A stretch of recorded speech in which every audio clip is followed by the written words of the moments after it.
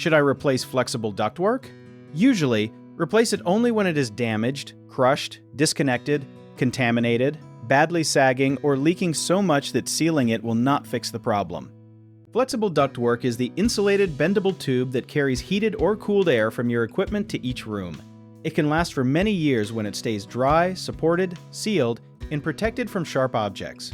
Look in the attic, crawl space, or basement for torn outer insulation, loose inner lining, crushed sections, disconnected joints, or dark, wet, dirty areas. Small leaks can often be sealed, but a torn inner liner usually needs replacement because air can escape inside the insulation where you cannot see it.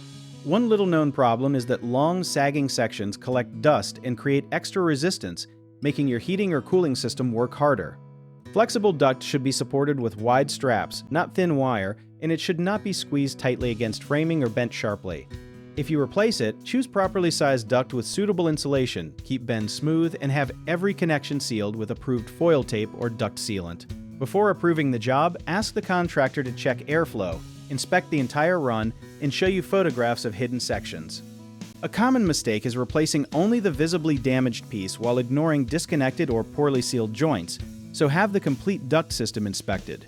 Another mistake is using ordinary cloth duct tape, which can dry out and fail, so use approved foil tape or duct sealant instead. People also assume bigger duct is always better, but oversized or badly routed duct can reduce airflow, so require correct sizing and balanced airflow.